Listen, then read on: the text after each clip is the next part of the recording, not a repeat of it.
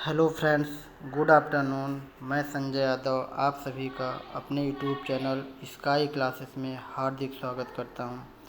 आइए आज हम लोग कुछ महत्वपूर्ण प्रश्न पढ़ते हैं जो हमारे सभी प्रतियोगी परीक्षाओं में अक्सर हमें देखने को मिलते हैं। आइए देखते हैं पहला क्वेश्चन। स्वराज पार्टी की स्थापना कब हुई थी? 1919, 1920, 1923, 1922। तो हम जानते हैं 1919 में जलियांवाला बाग हत्याकांड हुआ था। 1919 में जलियांवाला बाग हत्याकांड हुआ था। 1920 में असहयोग आंदोलन की शुरुआत हुई थी और 1922 में चौरी चौरा की घटना हुई थी और स्वराज पार्टी की स्थापना 1923 में हुई थी। कब हुई थी? स्वराज पार्टी की स्थापना 1923 में हुई थी। ठीक है, आइए आगे देखते हैं। 1919 में विलियम कर्जन वाइली की हत्या किसने की थी? खुदीराम बोस ने, ऊधम सिंह ने, अशफाक उल्लाह खां की मदन लाल ढींगरा। तो 1919 में विलियम कर्जन वाइली की हत्या मदन लाल ढींगरा ने किया था। खुदीराम बोस को देखते हैं। खुदीराम बोस को सन 1908 में किंग्स फोर्ड की गाड़ी पर बम फेंकने के कारण इन्हें गिरफ्तार कर लिया गया था। ऊधम सिंह क्रांतिकारियों में से एक हैं जिन्होंने जनरल ओ डायर को लंदन के कैफ्टन हॉल में 1940 में जनरल ओ डायर की हत्या की थी।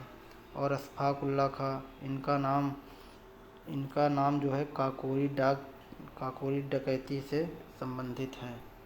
आइए आगे देखते हैं। निम्न में से प्रत्यक्ष कर कौन सा है? आयकर, व्यय कर, निगम कर, कौन सा है? निम्न में से प्रत्यक्ष कर कौन सा है? तो हम जानते हैं प्रत्यक्ष कर आयकर भी है और प्रत्यक्ष कर व्यय कर भी है, निगम कर भी है। तो इसमें हमारा उत्तर विकल्प डी होगा। प्रत्यक्ष कर इनमें से सभी है। ठीक। निम्न में से कौन अप्रत्यक्ष कर है? अप्रत्यक्ष कर इसमें से कौन है? तो हम जानते हैं जीएसटी अप्रत्यक्ष कर है, सीमा शुल्क भी अप्रत्यक्ष कर है, उत्पाद शुल्क भी अप्रत्यक्ष कर है। तो इसमें हमारा विकल्प डी सही होगा। निम्न में से अप्रत्यक्ष कर कौन सा है?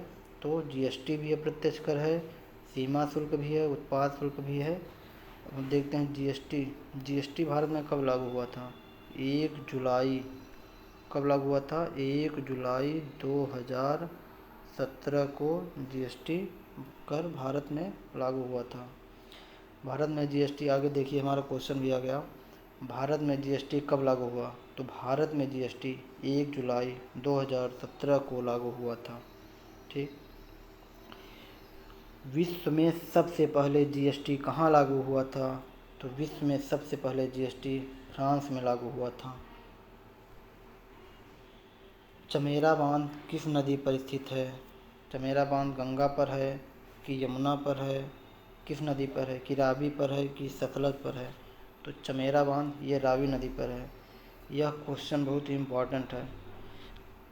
यह क्वेश्चन 2018 में, बता दें 2018 में वीडियो के एग्ज़ाम में यह क्वेश्चन आया था। सेम यही क्वेश्चन, चमेरा बांध किस नदी पर है?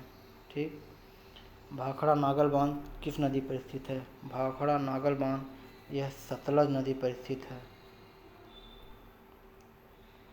प्रयाग प्रशस्ति से किसके विजय अभियान की जानकारी मिलती है?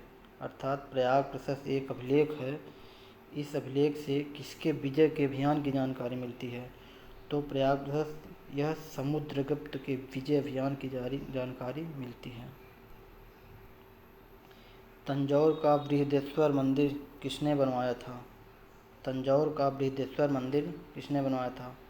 तो तंजौर का बृहदेश्वर मंदिर राजराज प्रथम ने बनवाया था। ठीक, आगे देखते हैं हम। एलोरा का कैलाश मंदिर किसने बनाया था? एलोरा का कैलाश मंदिर कृष्ण प्रथम ने बनाया था। यह राष्ट्रकूट वंश का शासक था। किस वंश का शासक था? राष्ट्रकूट वंश का शासक था। आगे देखते हैं। दीवान ए अर्ज नामक सैन्य विभाग की स्थापना किसने की थी? इल्तुतमिश ने की थी, अलाउद्दीन खिलजी ने की थी कि कुतुबुद्दीन ऐबक ने किया था कि बर्मन ने किया था। दीवान एर्ज एक सैन्य विभाग था जिसकी स्थापना बर्मन ने की थी। यह भी बहुत इम्पोर्टेंट क्वेश्चन है, आगे देखते हैं। दिल्ली सल्तनत में चरी कर और घरी कर किसने लगाया था? चरी कर का मतलब है पशुओं की चराई पर लगने वाला जो कर है उसी को चरी कर कहते हैं। और घरी कर लोगों को रहने के लिए जो घर था उस पर टैक्स लगाता था। तो वह शासक कौन था जो इन सब पर टैक्स लगाता था? तो वो शासक था अलाउद्दीन खिलजी था। कौन था? अलाउद्दीन खिलजी। धन विधेयक भारतीय संविधान के किस अनुच्छेद में है? धन विधेयक भारतीय संविधान के किस अनुच्छेद में है? अनुच्छेद 40 में है, अनुच्छेद 123 में है, कि अनुच्छेद 110 में है, कि अनुच्छेद 161 में है? अनुच्छेद 61 में है। धन विधेयक की हम बात करते हैं तो धन विधेयक भारतीय संविधान के अनुच्छेद 110 में है। हम 40 में क्या है? 40 में ग्राम पंचायतों की स्थापना है। क्या है? ग्राम पंचायतों की स्थापना है। ठीक। और अनुच्छेद 23 में क्या है? अध्यादेश है, राष्ट्रपति के द्वारा अध्यादेश लागू किया जाता है, वो आर्टिकल 123 में है। ठीक। और अनुच्छेद 61 की बात करते हैं तो अनुच्छेद 61 में भारतीय राष्ट्रपति के अभियोग से संबंधित इसमें उपबंध दिया गया है। ठीक। आइए आगे देखते हैं।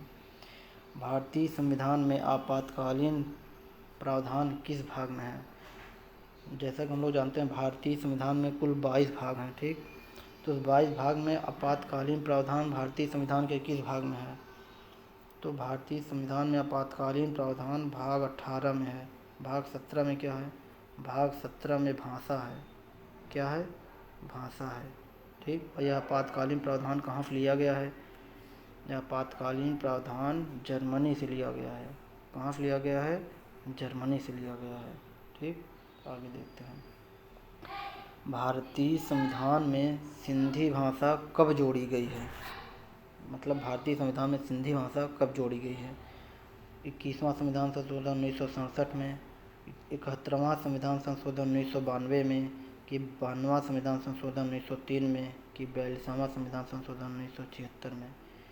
तो हम आपको बता दें भारतीय संविधान में सिंधी भाषा 21वां संविधान संशोधन 1967 में जोड़ी गई थी। ठीक।